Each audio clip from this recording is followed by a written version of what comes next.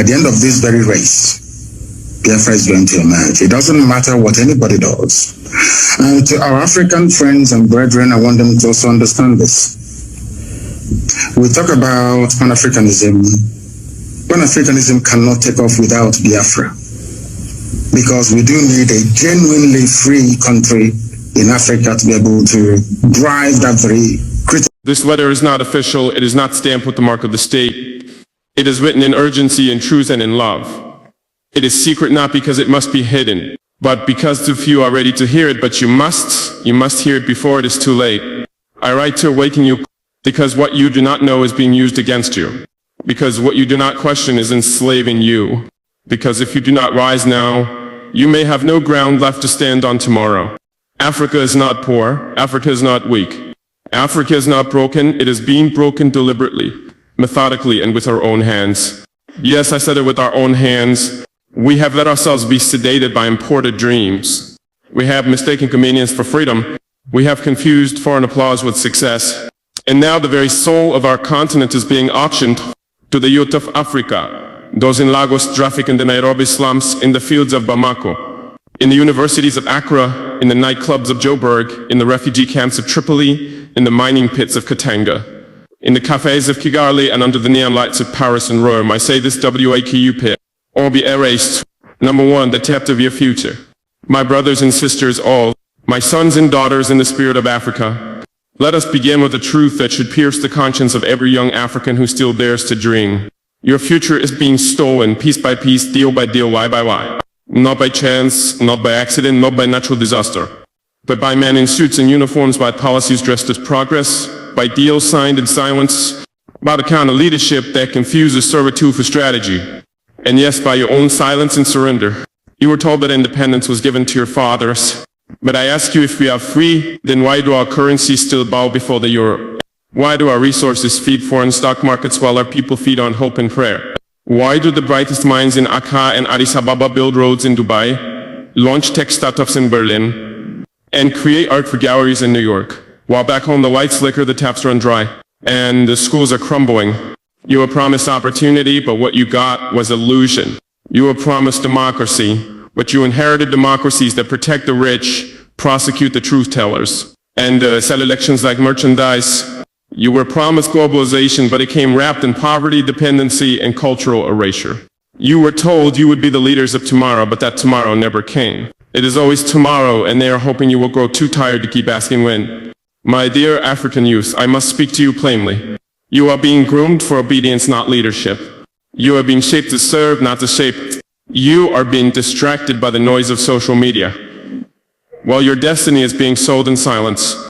The oil beneath your soil has paid for the comfort of men who will never know your name. The lithium under your hills has powered smartphones in Tokyo and Teslas in California. But your schools still teach under trees and your hospitals still run without electricity.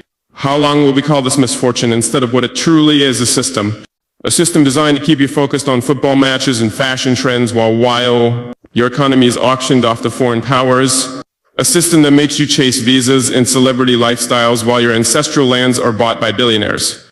A system that whispers Africa will rise but never tells you who is lifting it and for whose benefit. Let me ask you something uncomfortable. When a 25-year-old African man sells his vote for a bag of rice. Good about viewers, this is Satellite Media. If you are new to the channel, kindly like, share, subscribe, and please do not forget to hit the notification bell. Let's look at the man Ibrahim Traore, talking about the president of Burkina Faso.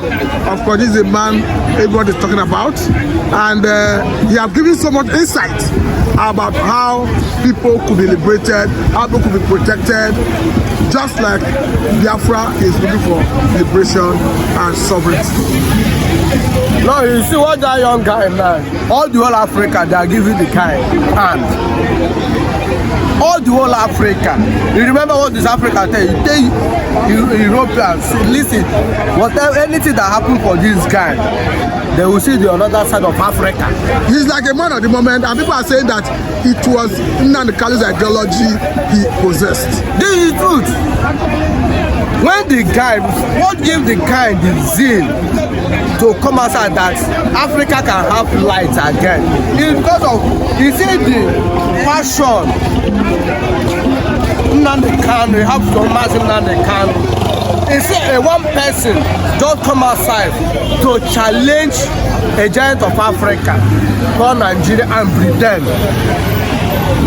Because when Nnamdi Kanu and Queen Elizabeth Nnamdi Kanu is talking to Queen Elizabeth reality, what is happening, that they are the problem of Africa. And the Nigeria and the Britain and some Arab world join hands to arrest Nnamdi Kanu to shut up. Nnamdi Kanu stays in Nigeria custody. Still exists that Biafra must go. Africa must have their own independence. They will not need to have anything about Europe again. And that what give the guy zeal. They said that when this guy they never have independence, talk less of them that have independence. I can deliver my people. I can make Africa to come up. As far as I have somebody in my back can ginger me. That's the word of Nnamdi Kanu. And it seems if that guy take that step, you will see that many Africans now is already do what? Waking up daily basis.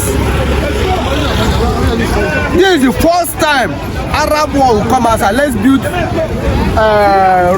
mosques for Africa reject. In Africa, is it happening before? No, but this young man, if they use that money, he can use a book mosque for us, use it and build developer, government schools, hospital, and companies. Letting people get opportunity, a job, and good health. And you see that they do what they flee because they don't want a good Africa.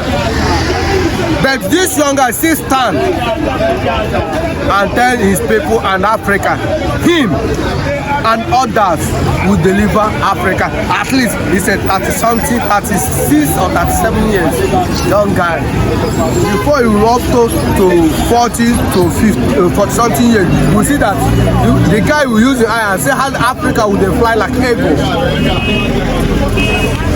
And through Nnamdi Kanu will still give the Biafra their independence.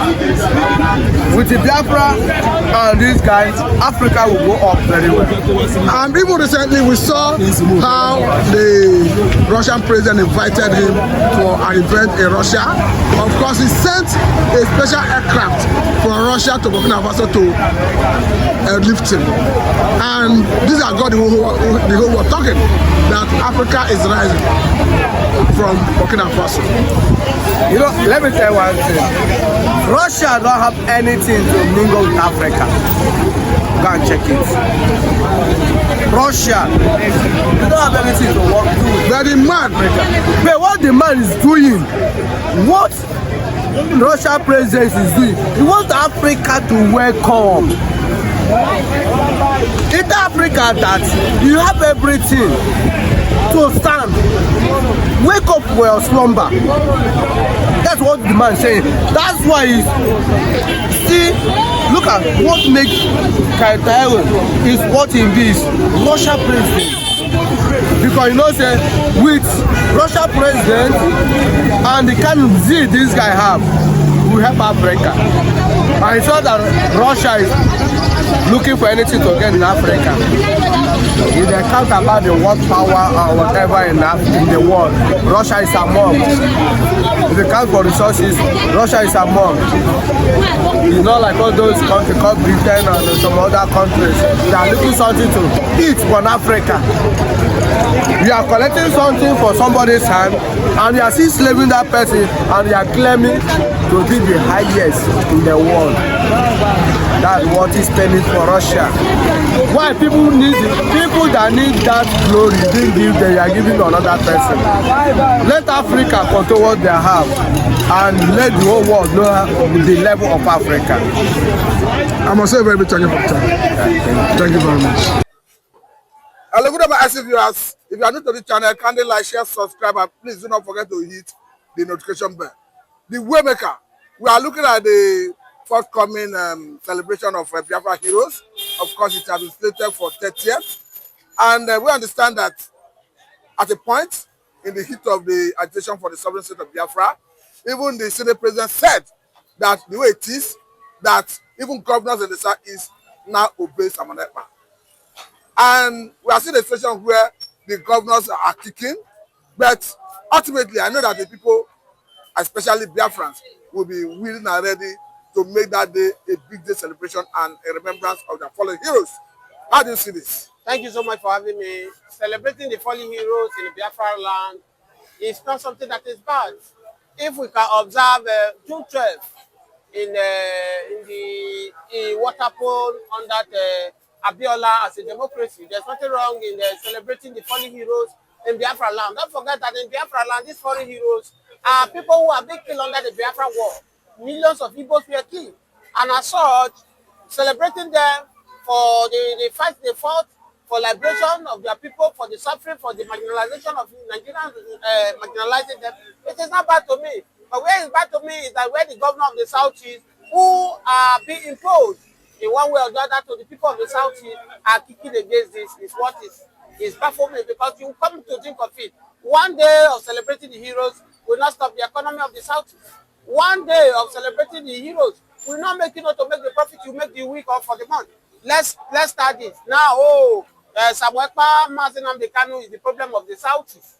Look at it this way: if Samuel Ekpa, who is far as Finland, is controlling what is happening in Southeast, that means that to tell you that the Southeast government is supposed to cover their face in shame.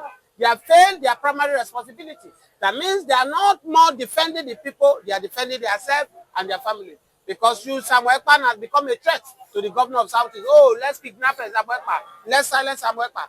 Ever since Samuel Ekpa has been silent not to communicate with Biafra, one will emerge that after Samuel Ekpa is being stopped not to communicate with Biafra, there will be peace in Biafra land. They will not be killing. But as I talk to you, right from the time Samuel Ekpa has been stopped not to communicate with Biafra land, the killing in Biafra land have taken another dimension, in the sense that the Fulani herdsmen now have the full audacity to enter into the Biafra land to kill, to kidnap, to fight people. Not quite long, we saw a video that went viral of Enugu women. They came out in number, they protest about the brutality of the Fulani herdsmen, fight their husbands, raping their daughters, using their stick to molest their women. Up to this very moment, the governor of Enugu State, the Peter Mba, have not made any arrests, have not made anything about it. I did now look as if that these governors are directly being positioned in that place to cover the mess of this Fulani herdsmen. That's why we are shocked. And I came into conclusion that I came into conclusion as my own personal opinion that not everybody who bear Igbo name that are Igbos. There are some of them that are bearing Igbo, but they are not Igbo. Don't forget that during the Biafra war, the Fulani soldiers, they went into Biafra land to commit havoc, to kill people, to buy Biafra. So many of them used that opportunity to pregnant Igbo women. And some of them that pregnated Igbo women, the blood of Fulanis are still running in those Igbos. They might be bearing Chief, they might be bearing Emeka, they might be bearing Okadigbo, but they are Fulani. Because in Igbo traditions, once you pregnated a woman without paying the due process, they will allow the child to bear the name of the mother's family. And that's what you are seeing in Biafra land. Okay, let us consider this unconfirmed report that have it that the Fulani are threatening to pull out of Nigeria. Remember all the difficulties, all the handing, arresting, prosecution, those agitating to pull out of Nigeria from the ashes of Biafra is facing. Do you think this report that Fulani is threatening to pull out of Nigeria, though it's unconfirmed anyway, do you think the government will harm them the way they harm Biafrans? As far as I don't think Nigerian government will take it serious, because Fulani, they don't have a place in Nigeria. Come to think of it, where is the originated place that's been designed for the Fulani? If you talk about the Hausas who want to pull out of Nigeria, then we cannot talk. Fulani don't have any position. These are people that came from Sahel, different parts of Africa, to come and sojourn in Nigeria. But unfortunately, they use religion to enter Hausa and they penetrate into Hausa. As we speak to them now, nobody is hearing any Hausa. Nnamdi Kanu once said that anything that about Biafra, anything about Hausa, that is only their language. Every other thing has been collected by the Fulani in terms of their kingship, in terms of political district. Fulani is now everywhere. That's why they now feed the audacity. Oh, we are now in charge. We are no, we don't recognize Fulani I'm not saying they are not tribe. Most of them, they came from Niger, they come from Mali, they come from Burkina Faso. All we know before, we have three, we have Wazobia, we have the Hausa, we have the Yoruba, we have the Igbo. The Hausa is what they represent, is not Fulani. If you are telling me that Fulani want to go, where are they before? Are they part of Nigeria? The people we know in Nigeria before is Hausa, Yoruba, and Igbo. We don't know Fulani. It is not because they have used religion to enter into Hausa, collect everything that belongs to Hausa, they now hold Hausa. Come to think of it, before the last president, President Buhari, he told us that the Fulani men who are killing people in Nigeria, they are not Fulani, they are not Nigeria Fulani. Now, how do we differentiate the Nigeria Fulani from the Fulani that are not Nigerians? That's where to come to think of it. Even the Buhari himself, fingers have been pointing at Buhari, that Buhari is not Nigeria.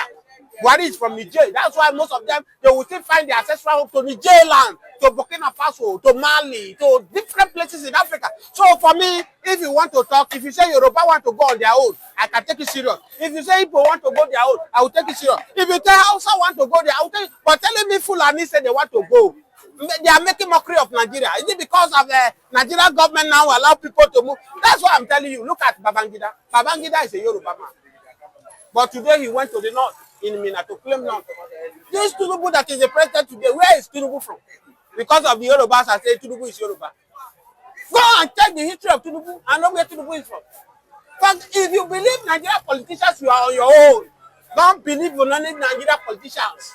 That is it. So, but someone like Bala Mohammed, the current governor of Bauchi State, said about 70% of people in Bauchi are Fulani. And that's what I'm telling you. The Fulani, they are coming to take over.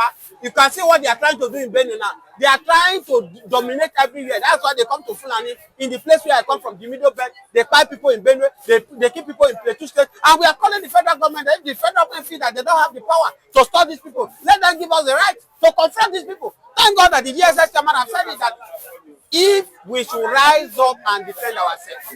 Now look at what they are doing. What they do in Benue now, they will come to a community, they will kill the people, they will drop everybody, they will occupy the place. That's how they do to occupy the place. And these are the same thing they did in Kwara State. Today they now fed that the whole Kwara. That's why Middle Belt must not give any land as a Ruga.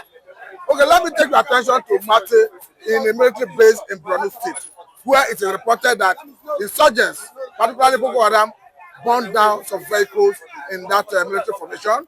Of course, they took some military personnel into captivity. One was thinking that the issue of Boko Haram has come down. We are seeing this renewed hostility.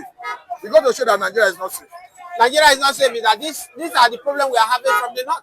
And that's why I keep saying it before the general election that there are two things you need to do. Whoever that is the president, whether Obi become the president, Atiku, or this grab and run, Emiloko, that is now a president now. Now, if you don't do these two things, they will fail. And that's why you see now the situation of Nigeria. Let me tell you, the problem we are having now, you restructure this country or divide this country, let everybody go on their own way. Nigeria cannot defeat the insurgency. Well, how can you defend it? You will see they say, repentant Boko Haram, they will carry them, they will give them amnesty, betray them, before you know, they will push them in Nigeria army, push them in Nigeria. How can you defend the insecurity in that manner? You cannot defend it. As at the time we are talking about the killings in Benue, because we understand that a full vehicle that was traveling, the people were entered into the bush, into the forest. The dust of that have not settled. We are now seeing a military formation, a military base being overrun by insurgents. Our military, are they no longer having the capacity to do all this? No, the fact is that the Nigerian military, they've overstressed, they are overwhelmed. And it still goes to what I'm telling you. Most of the informants that are giving this Boko Haram informants, they are still from all those repentant Boko Haram. Take me to anywhere, we tell you. Most of them that have been recruited as, we are repentant Boko Haram, they disguise themselves to be repentant. They are still the ones giving the information. Oh, Nigerians army are coming so time. Nigerians coming in this way. They will not hold ambush against Nigerian army. Before you know, they will eliminate Nigerian armies. Until Nigerian government stop this thing, there's nothing like repentant Boko Haram. A terrorist is a terrorist. A man who have killed somebody's father, killed his mother, destroyed Nigerian property, you are telling him it's a repentant Boko Haram. Why are you only Nnamdi Kanu, for goodness sake? And Nigerian government need to compensate Nnamdi Kanu for holding him lawful. Tell me the sin Nnamdi Kanu have committed, that these Fulani men who are moving from one region to another to have not done. Nnamdi Kanu have not lived his territory. It's in his country, which is the south.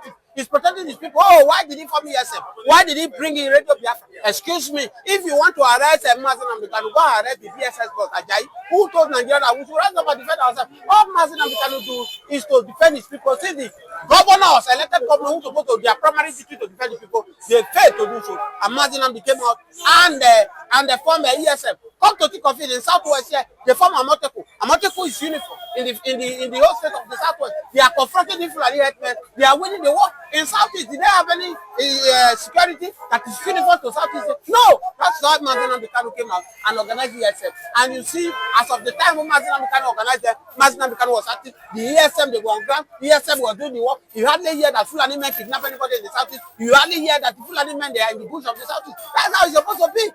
That's how it's supposed to be. Oh, why did he form Radio Biafra? He formed Radio Biafra because he formed Radio Biafra to communicate with Biafra. Is Arewa don't have radio to communicate with their people? Is Radio Biafra not registered in Nigeria? Is it not registered in UK? So for me, I keep saying the man Nnamdi has no place to answer. They should release the young man, let the young man go. Okay, this is a good place to let it go. Thank you very much. Thank you so much.